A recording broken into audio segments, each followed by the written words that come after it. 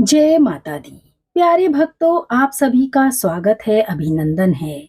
अहोई अष्टमी का व्रत कार्तिक कृष्ण पक्ष की अष्टमी तिथि को रखा जाता है। इस दिन माताएं अपनी संतान की दीर्घ आयु, खुशहाली और तरक्की के लिए अहोई माता का व्रत रखती हैं। यह व्रत कठिन व्रतों में से एक माना जाता है, जो माँ अपने बच्चों के लिए रखती हैं, क्योंकि यह व्रत भी निर्जला ही रखा जाता है।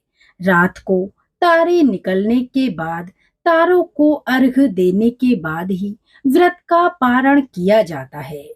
इस बार अष्टमी का व्रत अक्टूबर महीने में पड़ रहा है और यह खास व्रत बहुत ही महत्वपूर्ण है।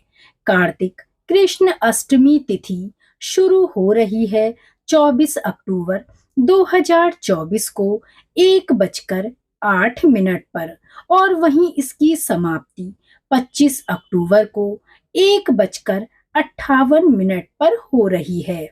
अहोई अष्टमी पूजा का मुहूर्त 24 अक्टूबर को शाम 5:42 से 6:59 तक रहेगा, और वहीं तारों को देखने का समय 24 अक्टूबर शाम 6:06 का है।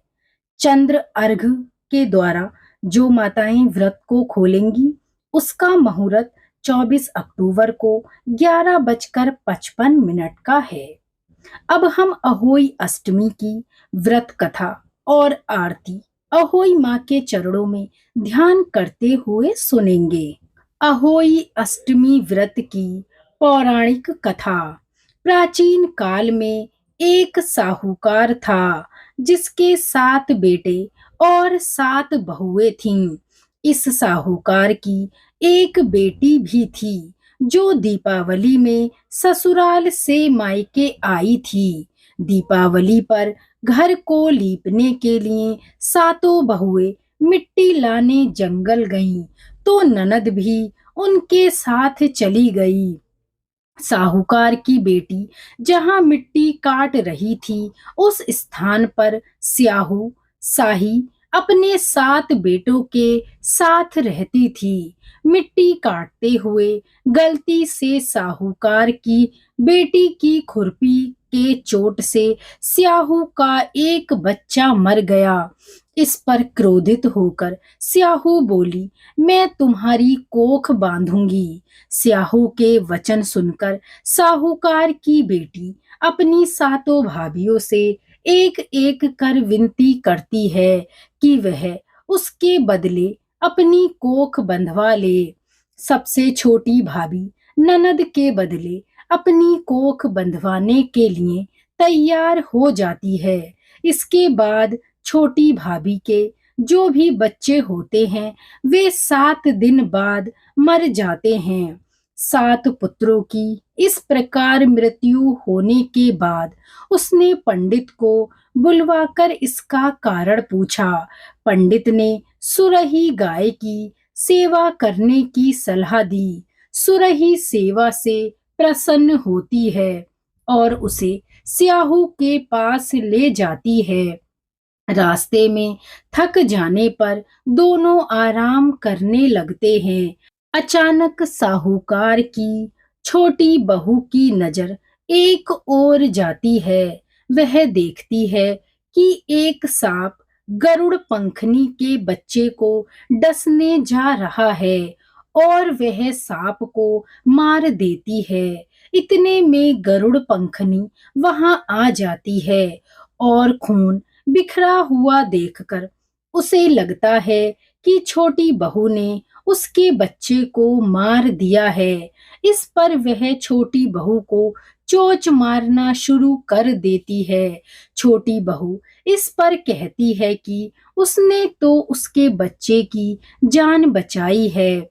गरुड़ पंखनी इस पर खुश होती है और सुरही सहित उन्हें स्याहू के पास पहुंचा देती है। वहां स्याहू छोटी बहू की सेवा से प्रसन्न होकर उसे 7 पुत्र और 7 बहू होने का आशीर्वाद देती है। स्याहू के आशीर्वाद से छोटी बहू का घर पुत्र और पुत्र वधुओं से हरा भरा हो जाता है।